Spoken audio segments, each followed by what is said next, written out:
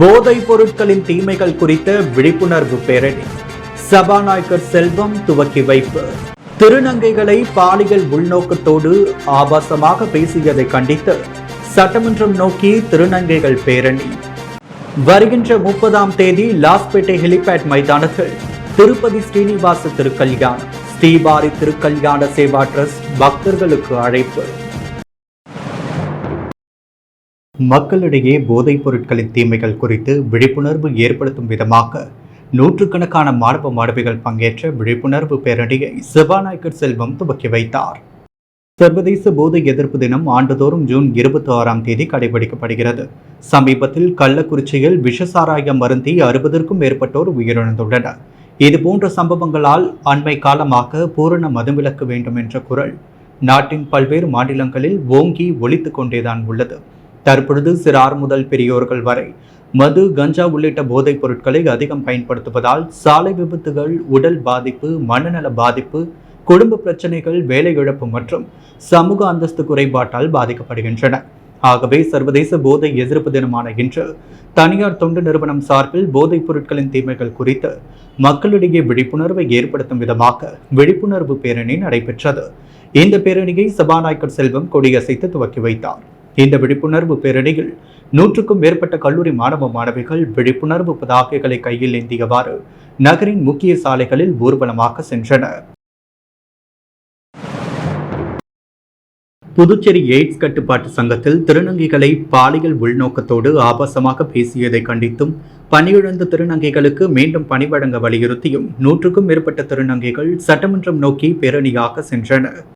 புதுச்சேரி மாநில சுகாதாரத்துறை சார்பில் நடத்தப்படும் எய்ட்ஸ் கட்டுப்பாட்டு சங்கம் மூலம் எய்ட்ஸ் நோயை கட்டுப்படுத்தும் விதமாக நடத்தப்படும் பல்வேறு திட்டங்களில் ஓரின சேர்க்கையாளர்கள், திருநங்கையர்கள் மற்றும் திருநம்பிகளுக்கு விழிப்புணர்வை ஏற்படுத்தும் வகையில் தமிழகம் மற்றும் புதுவையில் செயல்பட்டு வரும் சகோதரன் சமூக நல மேம்பாட்டு நிறுவனம் என்ற அமைப்பின் மூலம் 26 திருநங்கைகள் புதுச்சேரி எய்ட்ஸ் கட்டுப்பாட்டு சங்கத்தில் பணியாற்றி விழிப்புணர்வு பணிகளில் ஈடுபட்டு வந்தனர்.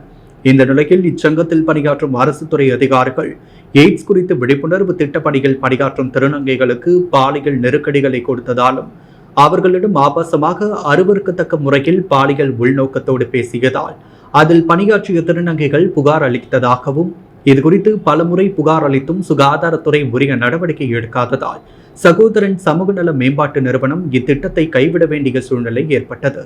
இதனால் மாதம் 10,000 ரூபாய் ஊதியம் கிடைத்து வந்த 26 திருநங்கைகளின் வாழ்வாதாரம் கேள்விக்குறியாகிவிட்டதாக குற்றம் சாட்டியும் புதுச்சேரி எய்ட்ஸ் கட்டுப்பாட்டு சங்கத்தில் திருநங்கைகளுக்கு பாலியல் ரீதியான நெருக்கடியை தந்த அதிகாரிகள் மீது அரசு உரிய நடவடிக்கை எடுக்க வலியுறுத்தியும் சகோதரன் சமூக நல மேம்பாட்டு அமைப்பின் திட்டத்தில் பணிபுரிந்த 26 திருநங்கைகளுக்கு மீண்டும் பணி வழங்க வலியுறுத்தியும் 100க்கும் மேற்பட்ட திருநங்கைகள் மற்றும் பல்வேறு சமூக அமைப்பினர் அண்ணா சாலையிலிருந்து பதாகைகளை கையில் ஏந்தியவாறும் முழக்கமிட்டபடியும் நோக்கி ஊர்வலமாக வந்து செஞ்சி சாலை அருகே போலீசார் தடுத்து நிறுத்தினர்.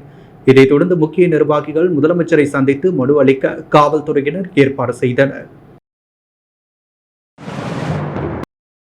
புதுச்சேரியில் வருகின்ற 30ஆம் தேதி நடைபெற உள்ள திருப்பதி ஸ்ரீனிவாச திருக்கல்யாண உற்சவத்தில் திரளான பக்தர்கள் கலந்து கொண்டு சுவாமி தரிசனம் செய்து அருள் பெற வேண்டும் என்று ஸ்ரீவாரி திருக்கல்யாண சேவா டிரஸ்ட் சார்பில் அழைப்பு விடுக்கப்பட்டுள்ளது.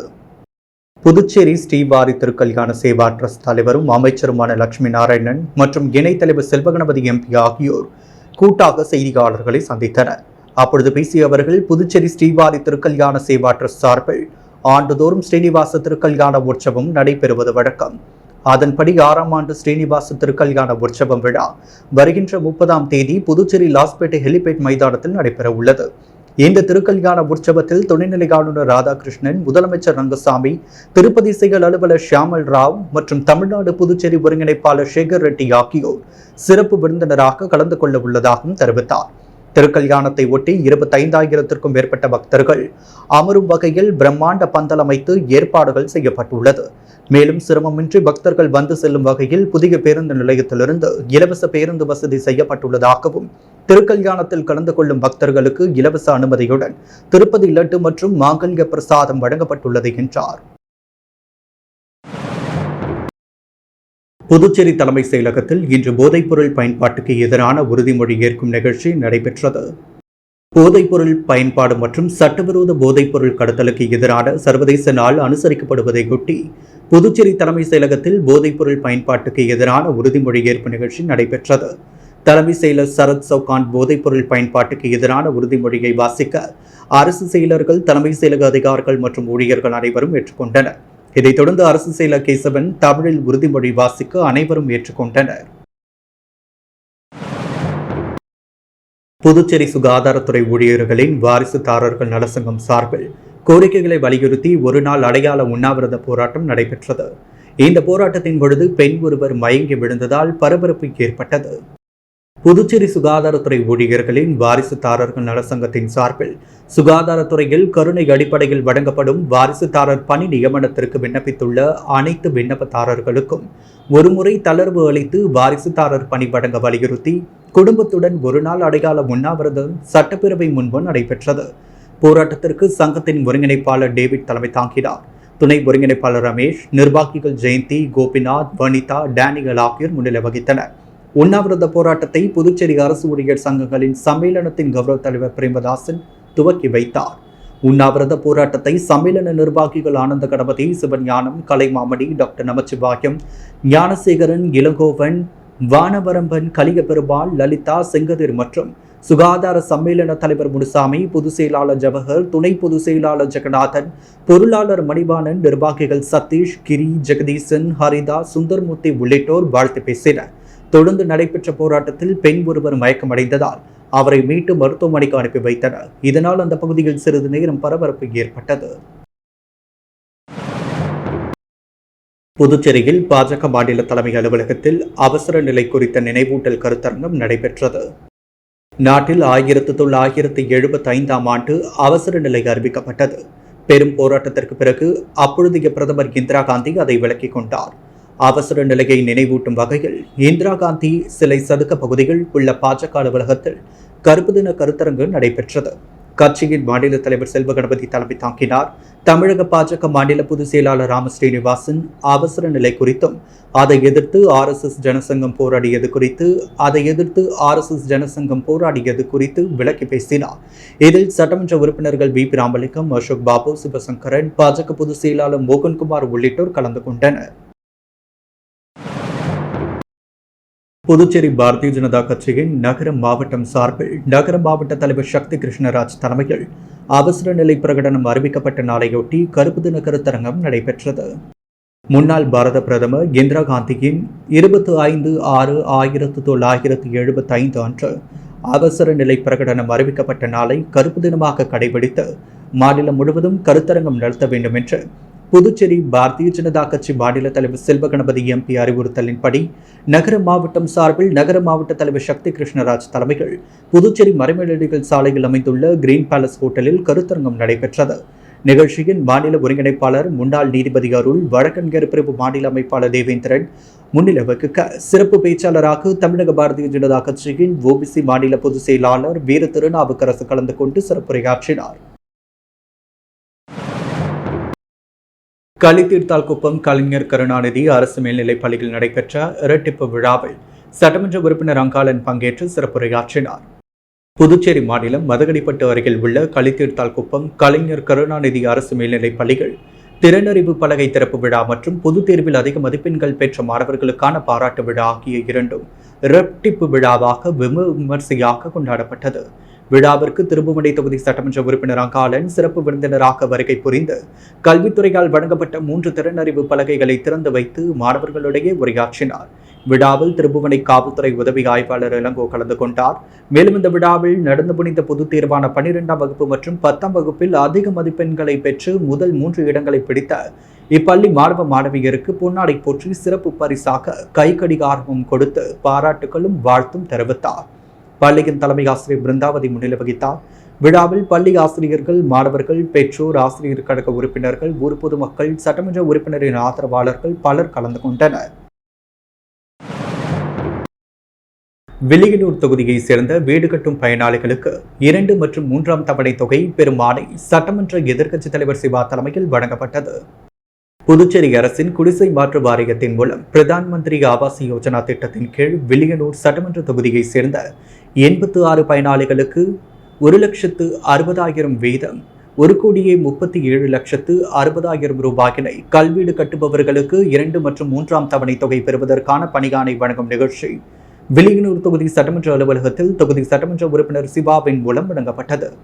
இதில் குடிசை மாற்று வாரிய இளநிலை பொறியாளர் அனில்குமார் மற்றும் பகுதி ஆய்வாளர் இளங்கோவன் மற்றும் திமுக நிர்வாகிகள், தொகுதி செயலாளர் மணிகண்டன், பொதுக்குழு உறுப்பினர்கள் செல்வநாதன், தர்மராஜ், இலக்கிய அணி அமைப்பாளர் மோகன்தாஸ், வர்த்தக அணி அமைப்பாளர் ரமணன், ஆதி திராவிடர் அணி அமைப்பாளர் செல்வநாதன், தொழிலாளர் முன்னேற்ற பேரவைத் தலைவர் அங்காளன், வர்த்தக அணி துணை அமைப்பாளர் சரவணன், ஆதி திராவிட அணி துணை அமைப்பாளர் காளி, ஆதி திராவிடர் அணி துணை தலைவர் கதிரவன் உள்ளிட்ட நிர்வாகிகள் பலர் கலந்து கொண்டனர். ஹைப்ரோசெராமிக்ஸ் தொழிலாளர்கள் தொழிற்சங்கம் நிர்வாகத்திடம் பல்வேறு கோரிக்கைகளை வலியுறுத்தி கடிதம் வழங்கியிருந்தது. இது தொடர்பாக புதுச்சேரி அரசு தொழிலாளர் சமரச அதிகாரி முன்பு 5க்கும் மேற்பட்ட வழக்குகள் தொழிற்சங்கம் நடத்தி வருகின்றது. அதன்படி இன்று உதவி தொழிலாளர் சமரச அதிகாரி முன்பு வழக்குகள் நடைபெற்றது. கடந்த 1 வருடங்களுக்கு மேலாக தொழிலாளர் சமரச அதிகாரி முன்பு நடைபெற்ற தொழில் தாவாவில் சமூகமான தீர்வு காண பலமுறை தொழிலாளர்கள் சமரச அதிகாரி வலியுறுத்தியும் நிர்வாகம் தொடர்ச்சியாக தொழிலாளர் தொழிற்சங்க விரோத போக்கினை கடைபிடித்து வருவதனால் ஹைப்ரோசெராமிக்ஸ் தொழிலாளர்கள் தொழிற்சங்கத்தின் பல்வேறு கோரிக்கைகளை தொடர்பான வழக்கில் நீதிமன்றத்தின் மூலம் தீர்வு காண தொடர்ச்சியாக தொழிலாளர் சமரச அதிகாரி ஹைப்ரோசெராமிக்ஸ் தொழிலாளர்கள் தொழிற்சங்கத்தின் பல்வேறு கோரிக்கைகளை தொடர்பான வழக்கினை சமரச முறிவு அறிக்கை ஏற்படுத்தி புதுச்சேரி தொழிலாளர் நீதிமன்றத்திற்கு அனுப்பி வைத்தனர். ஹைப்ரோசெராமிக்ஸ் தொழிலாளர்கள் தொழிற்சங்க துவங்கிய காரணத்தால் நிர்வாகம் தொடர்ச்சியாக சட்டமன்றத்திற்கு விரோதமாக பல்வேறு நடவடிக்கைகளில் ஈடுபட்டு வந்த சூழலில் ஹைப்ரோசெராமிக்ஸ் தொழிலாளர்கள் தொழிற்சங்கத்தின் கோரிக்கைகளுக்காக சேதராப்பட்டு, திருப்புவனை, தொழிற்பேட்டை அனைத்து தொழிலாளர்கள் தொழிற்சங்கங்களின் ஒருங்கிணைப்பு நிர்வாகிகள் ஒன்றிணைந்து செயல்பட்டனர். ஹைப்ரோசெராமிக்ஸ் தொழிலாளர்கள் தொழிற்சங்கங்களின் சட்ட ரீதியான நடவடிக்கைகளுக்கு துணை நின்ற தொழிலாளர் சமரச அதிகாரி, உதவி தொழிலாளர் சமரச அதிகாரி மற்றும் சேதராப்பட்டு, திருப்புவனை, தொழிற்பேட்டை அனைத்து தொழிலாளர் தொழிற்சங்கங்களின் ஒருங்கிணைப்பு நிர்வாகிகள் அனைவரும் ஹைப்ரோசெராமிக்ஸ் தொழிலாளர்கள் தொழிற்சங்கத்தின் நன்றி தெரிவித்தனர். இந்த நிகழ்வில் சேதராப்பட்டு, திருப்புவனை, தொழிற்பேட்டை அனைத்து தொழிலாளர்கள் கலந்து கொண்டனர். புதுவை சான்றோர் குல தர்ம பரிபாலன சபையின் சார்பில் சிலம்பு செல்வர் மாபோசி அவர்களின் 119வது பிறந்த நாள் விழா கொண்டாடப்பட்டது. புதுவை சான்றோர் குல தர்ம பரிபாலன சபையின் சார்பில் இன்று காமராஜர் சாலை பாலாஜி தியேட்டர் அருகில் சிலம்பு செல்வர் மாபூசியின் 119வது பிறந்த நாளை முன்னிட்டு புதுவை சான்றோர் குல தர்ம பரிபாலன சபையின் தலைவர் சுவாமிநாதன் தலைமையிலும் தியாகராஜன் பெருமாள் முன்னிலையிலும் அவருடைய படத்திற்கு மலர் தூவி அஞ்சலி செலுத்தப்பட்டது. மேலும் ஏழை எளிய மக்களுக்கு அன்னதானம் வழங்கப்பட்டது. இந்த விழாவில் செயலாளர் சங்கர், பொருளாளர் ஜெயராமன், துணைத் தலைவர்கள் திருச்சந்திரன், லிங்கராஜ் மற்றும் பெருந்திரளாக மாநில நிர்வாகிகள், தொகுதி தலைவர்கள் கலந்து கொண்டனர். வாழைக்குளம் பகுதியில் பாதாள சாக்கடை அடைப்பை சரி செய்ய நடவடிக்கை எடுத்த விக்னேஷ் கண்ணனுக்கு பொதுமக்கள் நன்றியை தெரிவித்தனர். புதுச்சேரி ராஜ்பவன் சட்டமன்ற தொகுதிக்குட்பட்ட வாழைக்குளம், முருகேச கிராமணி தோட்டம், அரசு குடியிருப்பு பகுதிகள் பாதாள சாக்கடை கழிவுநீர் குழாய்களில் அடைப்புக்குள்ளாக்கி கழிவுநீர் வெகு நாளாக சாலைகள் வழிந்தோடி கொண்டிருந்தது. மேலும் அங்கே வசிக்கும் பொதுமக்களுக்கும், குறிப்பாக அருகில் உள்ள அங்கன்வாடி குழந்தைகளுக்கும் சுகாதார கேடு விளைவிக்கும் அபாயகரமான சூழ்நிலை இருந்து வந்தது. இது சம்பந்தமாக பொதுப்பணி அலுவலகத்தில் பொதுமக்கள் பலமுறை புகார் அளித்தும் எந்த ஒரு நடவடிக்கையும் எடுக்கப்படவில்லை. இதையடுத்து அப்பகுதியை சேர்ந்த பொதுமக்கள் முன்னாள் அமைச்சர் கண்ணனின் மகன் விக்னேஷ் கண்ணனிடம் முறையிட்டனர். உடனடியாக விக்னேஷ் கண்ணன் விரைந்து பொதுப்பணித்துறையில் புகார் அளித்தார். அதைத் தொடர்ந்து கழிவுநீர் அப்புறப்படுத்தும் வாகனம் வரவழைக்கப்பட்டு அடைப்பு சரி செய்யப்பட்டது. இந்த பணி முடியும் வரை விக்னேஷ் கண்ணன் மற்றும் அவரது ஆதரவாளர்கள் உடனிருந்தனர். புதுச்சேரி வம்பாக்கிரபாளையம் மின்துறை தலைமை அலுவலகத்தில் சிதிலமடைந்த கட்டிடத்தின் மேல் பகுதி திடீரென இடிந்து விழுந்ததால் பரபரப்பு ஏற்பட்டது. புதுச்சேரி வம்பாக்கிரபாளையம் பகுதியில் மின்துறை தலைமை அலுவலகம் உள்ளது. இங்கு நாள்தோறும் மின்கட்டணம் செலுத்துவதற்கும் அதிகாரிகளை சந்திப்பதற்கும் பெருமளவு பொதுமக்கள் வந்து செல்கின்றனர். மேலும் அதிகாரிகள், ஊழியர்கள் என ஆயிரக்கணக்கானோர் இங்கு பணிபுரிகின்றனர். இந்த நிலையில் மின்துறை அலுவலகத்தில் உள்ள சிதிலமடைந்த கட்டிடத்தில் மேல் பாகங்கள் திடீரென இடிந்து விழுந்தது. அதிர்ஷ்டவசமாக இதில் யாருக்கும் எந்த பாதிப்பும் ஏற்படவில்லை. கடந்த சில தினங்களாக மழை பெய்து வரும் நிலையில் சிதிலமடைந்த கட்டிடங்கள் பாதிப்படைந்ததாகவும் அதனால் கட்டிடத்தின் மேல் பகுதி இடிந்து விழுந்ததாகவும் கூறப்படுகிறது. மின்துறை அதிகாரிகள், ஊழியர்கள் மற்றும் பொதுமக்கள் நாள்தோறும் வந்து செல்வதால் உடனடியாக கட்டிடத்தை சீரமைக்க வேண்டும் என கோரிக்கை குரல் எழுந்துள்ளது. சட்டவிரோத போதைப் பொருள் கடத்தலுக்கு எதிரான சர்வதேச தினத்தையொட்டி ஆதி திராவிட நலத்துறையில் இயக்குநர் இளங்கோவன் தலைமையில் போதைப்பொருள் பயன்பாட்டுக்கு எதிரான உறுதிமொழி ஏற்பு நிகழ்ச்சி நடைபெற்றது. போதைப்பொருள் பயன்பாடு மற்றும் சட்டவிரோத போதைப்பொருள் கடத்தலுக்கு எதிரான சர்வதேச நாள் அனுசரிக்கப்படுவதையொட்டி புதுச்சேரி அரசு ஆதி திராவிடர் மற்றும் பழங்குடியின நலத்துறையில் போதைப்பொருள் பயன்பாட்டுக்கு எதிரான உறுதிமொழி ஏற்பு நிகழ்ச்சி நடைபெற்றது. ஆதி திராவிட நலத்துறை இயக்குநர் இளங்கோவன் போதைப்பொருள் பயன்பாட்டுக்கு எதிரான உறுதிமொழியை வாசிக்க கண்காணிப்பாளர், அதிகாரிகள் மற்றும் ஊழியர்கள் அனைவரும் ஏற்றுக்கொண்டனர். இந்த நிகழ்ச்சியில் முதுநிலை கணக்கு அதிகாரி ஸ்ரீதரன், கண்காணிப்பாளர் பழனி, வேல்முருகன், கதிரவன் மற்றும் நல அலுவலர்கள், ஊழியர்கள் கலந்து கொண்டு வன்முறை எதிர்ப்பு உறுதிமொழி ஏற்றனர். காரைக்காலில் முன்விரோதம் காரணமாக சிறுவன் மீது சூடான கஞ்சி நீரை பக்கத்து வீட்டு பெண் ஊற்றிய சிசிடிவி காட்சிகள் வைரலாகி பரபரப்பை ஏற்படுத்தியுள்ளது. காரைக்காலை சேர்ந்த நவநீதன் மனைவி நதியா. இவர் தனது வீட்டின் முன் இட்லி கடை நடத்தி வருகிறார். இவர்களுக்கு 8 வயதில் ஒரு மகனும் 11 வயதில் ஒரு மகளும் உள்ளனர். இந்த நிலையில் நதியாவிற்கு பக்கத்து வீட்டில் வசிக்கும் காரைக்கால் மருத்துவமனையில் பணியாற்றி வரும் ராஜமேரி என்பவருக்கும் அடிக்கடி தகராறு ஏற்பட்டு வந்துள்ளது. இந்த நிலையில் கடந்த 16ஆம் தேதி நதியா தனது மகன் தருணுடன் வியாபாரத்தை கவனித்துக் கொண்டிருந்த நேரத்தில் ராஜமேரி தான் கையில் வைத்திருந்த சூடான கஞ்சி நீரை அருகிலுள்ள கடையில் நின்ற சிறுவன் தருண் மீது ஊற்றியுள்ளார். இதை தட்டி கேட்ட நதியாவை ராஜமேரி தரக்குறைவாக பேசியதாக கூறப்படுகிறது. சுடுகஞ்சி நீர் பட்டு வலியால் துடித்த சிறுவன் தருணை அரசு மருத்துவமனையில் சிகிச்சைக்கு சேர்த்த நதியா மகனை வீட்டிற்கு அழைத்து வந்ததும் கடந்த 19ஆம் தேதி ராஜமேரி மீது அளித்த புகாரின் அடிப்படையில் காரைக்கால் நகர காவல் நிலைய போலீசார் வழக்கு பதிவு செய்து விசாரணை மேற்கொண்டு வருகின்றனர். இந்த நிலையில் சிறுவன் மீது சூடான கஞ்சி நீரை பக்கத்து வீட்டு பெண் ஊற்றிய சிசிடிவி காட்சிகள் தற்பொழுது சமூக வலைதளங்களில் வைரலாகி வருகிறது. பூர்ணாங்குப்பம் ஸ்ரீ திரௌபதி அம்மன் ஆலயத்தில் தீமிதி திருவிழா பிரம்மோற்சவத்தை முன்னிட்டு கொடியேற்றும் நிகழ்ச்சி நடைபெற்றது. புதுச்சேரி மாநிலம் மணவெளி தொகுதிக்குட்பட்ட பூர்ணாங்குப்பம் கிராமத்தில் எழுந்தள்ளியுள்ள அருள்மிகு ஸ்ரீ திரௌபதி அம்மன் ஆலயத்தின் தீமிதி திருவிழா மகோற்சவம் எதிர்வரும் ஜூலை மாதம் 12ஆம் தேதி நடைபெறவுள்ளது. அதை முன்னிட்டு இன்று காலை ஆலயத்தில் ஸ்ரீ மாரியம்மனுக்கு சிறப்பு பூஜைகள் செய்து சாகை வார்த்தல் நிகழ்ச்சி நடைபெற்ற மாலை ஐயனாரப்பன் சுவாமிக்கு அபிஷேக ஆராதனைகள் செய்து பொங்கலிட்டு குதிரை விடுதல் நிகழ்ச்சி நடைபெற்றது. தொடர்ந்து இரவு அம்மனுக்கு சிறப்பு அபிஷேக ஆராதனைகள் நடைபெற்று பூக்கரகம் ஜோடிக்கப்பட்டு கரகவீதி விழாவுடன் காப்பு கட்டி கொடிமரத்திற்கு விசேஷ அபிஷேகங்களுடன் கொடியேற்றம் நடைபெற்றது. இதில் ஏராளமான பக்தர்கள் கலந்து கொண்டு சுவாமி தரிசனம் செய்தனர். புதுச்சேரி பன்னார் சமுதாய முன்னேற்ற மத்திய கூட்டமைப்பின் 6வது செயல் விளக்க கூட்டத்தில் 10 மற்றும் 12ஆம் வகுப்பில் அதிக மதிப்பெண் எடுத்த மாணவ மாணவிகள் கௌரவிக்கப்பட்டனர். புதுச்சேரி வெங்கடா நகரில் உள்ள புதுவை தமிழ் சங்கத்தில் பன்னார் சமுதாய முன்னேற்ற மத்திய கூட்டமைப்பின் 6வது செயல் விளக்க கூட்டம் நடைபெற்றது. இதில் சிறப்பு விருந்தினராக தமிழ்நாடு பன்னார் குழு ஒருங்கிணைப்பு குழு தலைவர் பிரகாஷ், சமூக செயல்பாட்டாளர் தமிழ்செல்வன், பச்சாஞ்சரம் ரமேஷ் பாபு, மாநில நிதிக்குழு பன்னார் மகாஜன ஒருங்கிணைப்பு சக்கிதுரை மற்றும் ராஜமாணிக்கம் ஆகியோர் கலந்து கொண்டு விழாவை சிறப்பித்தனர். அதைத் தொடர்ந்து கூட்டமைப்பின் உறுப்பினர்களின் பிள்ளைகள் 10ஆம் வகுப்பு மற்றும் 12ஆம் வகுப்பில் அதிக மதிப்பெண் எடுத்த மாணவர்கள் கௌரவிக்கப்பட்டனர். புதுச்சேரி மிஷன் வீதி புனித அந்தோணியார் ஆலய வருடாந்திர தேர்பவனி வெகு விமரிசையாக நடைபெற்றது. புதுச்சேரி மிஷன் வீதியில் உள்ள புனித அந்தோணியார் ஆலயத்தில் புனித அந்தோணியார் பெருவிழா கடந்த 13ஆம் தேதி துவங்கி நடைபெற்று வருகிறது. தினமும் மாலை சிறப்பு திருப்பலி நடத்தப்பட்ட நிலையில் நேற்றிரவு தேர்பவனி வெகு விமரிசையாக நடைபெற்றது. மிஷன் வீதி ஆலய வளாகத்திலிருந்து துவங்கி இந்த தேர்பவனி முக்கிய வீதிகள் வழியாக சென்று மீண்டும் ஆலயத்தை வந்தடைந்தது. இதில் ஏராளமான கிறிஸ்தவர்கள் மற்றும் பொதுமக்கள் கலந்து கொண்டு புனித அந்தோணியாரை வழிபட்டனர். தாவீது குடும்பத்தினர் தலைமையில் நடைபெற்ற விழாவினை ஏற்பாடுகள் பிரதீஷ், இறுதியராஜ் மற்றும் ஆறுமுகம், விஜயராஜா, மாறன், பெரியசாமி, கார்த்தி, பிரகாஷ், சுந்தர், சைலாஷ் மற்றும் கைலாசபதி, சுஜய் மற்றும் ஊர் பொதுமக்கள் அனைவரும் கலந்து கொண்டு சிறப்பித்தனர். புதுச்சேரி கிராமணியார் நாடார் பேரவை சார்பில் நடைபெற்ற சிலம்பு செல்வர் மாப்போசி பிறந்தநாள் விழா சிறப்பு விருந்தினராக சட்டமன்ற உறுப்பினர் நேரு கலந்து கொண்டு அவரது திருவுருவ சிலைக்கு மாலை அணிவித்து மரியாதை செலுத்தினார். புதுச்சேரி கிராமணியார் நாடார் பேரவை சார்பில் சிலம்பு செல்வர் மாப்புர சிவஞானத்தின் பிறந்த நாள் விழா கொண்டாடப்பட்டது. கிராமணியார் நாடார் பேரவையின் தலைவர் புரந்தரதாசன் தலைமையில் நடைபெற்ற விழாவில் சட்டமன்ற உறுப்பினர் நேரு சிறப்பு விருந்தினராக கலந்து கொண்டு மாப்போசி சிலைக்கு மாலை அணிவித்து மரியாதை செலுத்தினார்.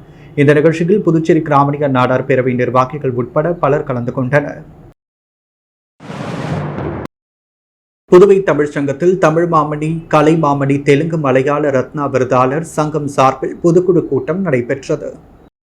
புதுச்சேரி வெங்கடா நகரில் உள்ள தமிழ்ச்சங்கத்தில் புதுவை தமிழ் மாமணி கலை மாமணி தெலுங்கு மலையாள ரத்னா விருதாளர் சங்கம் சார்பில் பொதுக்குழு கூட்டம் நடைபெற்றது. கூட்டத்திற்கு சிறப்பு தலைவர் தமிழ் மாமணி துரை மாலிரியன் தலைமை தாங்கினார். கலை மாமணி ராஜன், தமிழ் மாமணி பூங்கொடி பராங்குசம், தமிழ் மாமணி முனைவர் தலைவர் வேல்முருகன் ஆகியோர் முன்னிலை வகித்தனர்.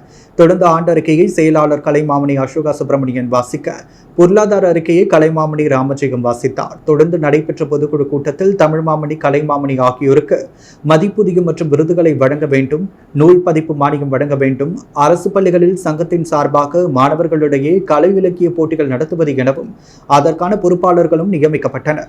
இந்த கூட்டத்தில் கலை மாமணி நமச்சிவாயம் உள்ளிட்ட தமிழ் மாமணி கலை மாமணி விருதாளர்கள் பலர் பங்கேற்றனர். சென்னையில் நடைபெற்ற மிஸ்டர் சவுத் இந்தியா 2024 நிகழ்ச்சியில் புதுச்சேரியிலிருந்து கலந்து கொண்ட வீரர்கள் வெற்றி பெற்று தங்கப் பதக்கங்களையும் விருதுகளையும் வென்றனர். முத்தமிழ் கலைஞர் classic 2024 mister south India 2024 Chennai Triplicane அரசு உயர்நிலைப் பள்ளியில் வளாகத்தில் நடைபெற்றது. மிஸ்டர் சவுத் இந்தியா 2024 நிகழ்ச்சியில் 250 பேர் புதுச்சேரியை சேர்ந்தவர்கள் 20 பேர் கலந்து கொண்டனர். மாஸ்டர் மணிவண்ணனின் 70 கிலோ பிரிவில் தங்கப்பதக்கம் வென்றார். அனைத்து பிரிவுகளிலும் வெள்ளிப்பதக்கத்தை வென்றார் Anandavel. Best of 11, best of 6 Stephen Raj, best of 6 Hussain, best of 11 Saravanan. 80 kilo பிரிவில் 4ஆம் பரிசு கிட்ஸ் பாடி பில்டிங் போட்டிகள் ரிஷி ருத்ரன், ஆதிஷ், பிபீஸ்வரன் வெற்றி பெற்று பதக்கங்கள் வென்றனர். இந்த நிகழ்ச்சியில் மணிவண்ணன், உசேன், ஸ்டீஃபன் ராஜ், சரவணன், ஆனந்தவேல், முகமது ஷரீப் மற்றும் குழந்தைகள் பாடி பில்டிங் போட்டிகள் ரிஷி ருத்ரன், ஆதிஷ், பிபீஸ்வரன் ஆகியோர் கலந்து கொண்டு வென்றனர். முத்து கோல்ட் ஹவுஸ் வழங்கும் தங்கம் மற்றும் வெள்ளி விலை நிலவரம். தங்கம் 1 கிராம் 6600 ரூபாய், வெள்ளி 1 கிராம் 91 ரூபாய் 50 காசுகள். போதைப் பொருட்களின் தீமைகள் குறித்த விழிப்புணர்வு பேரணி சபாநாயகர் செல்வம் துவக்கி வைப்பு.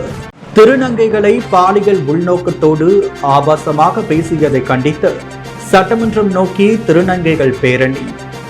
வருகின்ற 30ஆம் தேதி லாஸ்பேட்டை ஹெலிபேட் மைதானத்தில் திருப்பதி ஸ்ரீனிவாச திருக்கல்யாணம், ஸ்ரீவாரி திருக்கல்யாண சேவா டிரஸ்ட் பக்தர்களுக்கு அழைப்பு. வம்பாக்கீரபாளையம் மின்துறை தலைமை அலுவலக கட்டிடத்தின் மேல் பகுதி இடிந்து விழுந்ததால் பரபரப்பு. புதுச்சேரி அரசு ஆதிதிராவிடர் மற்றும் பழங்குடியின நலத்துறைகள் போதைப் பொருள் பயன்பாட்டுக்கு எதிரான உறுதிமொழி.